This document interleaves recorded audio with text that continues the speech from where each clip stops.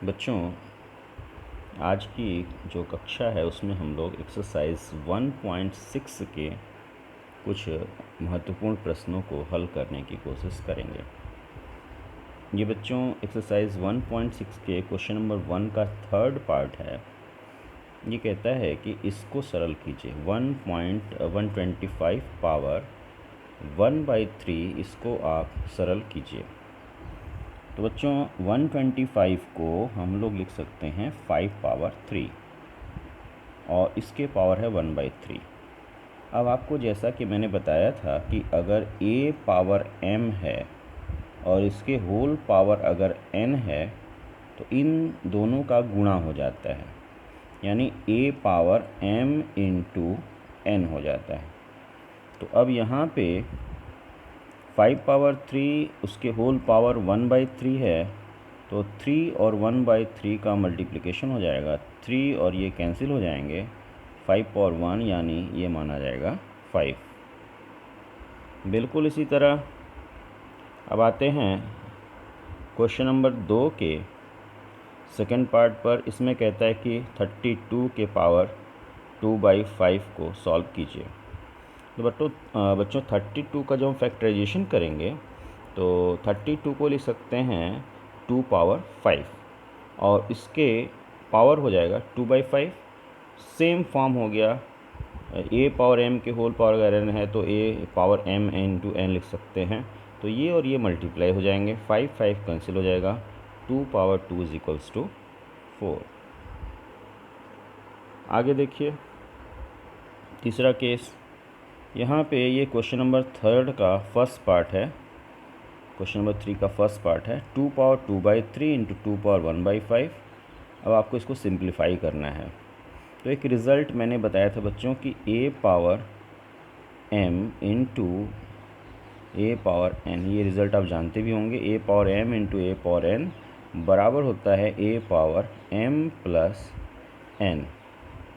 तो a power m plus n, यानी अगर बेस हमारा सेम है तो जो एक्सपोनेंट्स होते हैं यानी जो घातांक होते हैं वो आपस में जुड़ जाते हैं। तो यहाँ पे दोनों जो बेस हैं वो समान हैं तो ये आपस में जुड़ जाएंगे। तो 2/3 प्लस 1/5 ये जुड़ गए।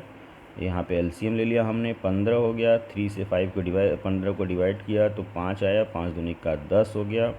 5 से 15 को डिवाइड किया तो 3 आया, 3 का गुणा 1 में किया तो 3 हो गया, यानी कुल मिला के 2 के पावर 13/15 ये हो गया। और फिर बच्चों हम लोग आते हैं क्वेश्चन नंबर 3 के थर्ड पार्ट पे। बच्चों क्वेश्चन नंबर 3 के थर्ड पार्ट में आपका है 11 के पावर में 1/2 बटे 11 के पावर में 1/4।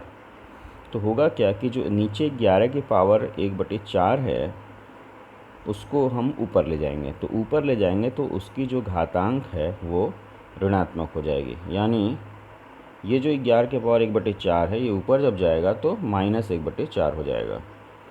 तो 11 के पावर 1/2 इंटू 11 के पावर -1/4।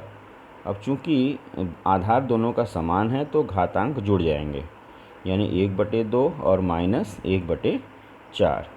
इसको सिंप्लीफाई कर लिया बच्चों, लघुत्तम ले लिया 4, तो आया कुल मिला के 11 के पावर 1/4। ये आपका उत्तर हो गया।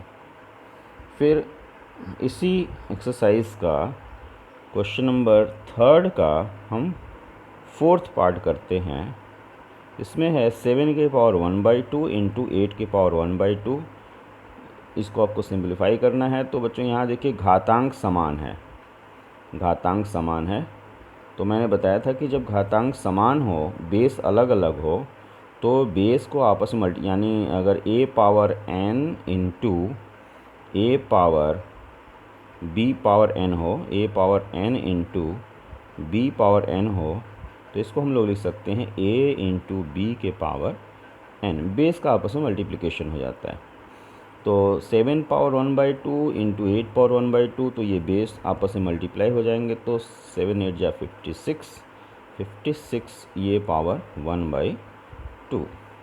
तो इस तरह से बच्चों एक्सरसाइज 1.6 के ये जो क्वेश्चंस थे वो इसको हमने यहाँ पे देखे हैं।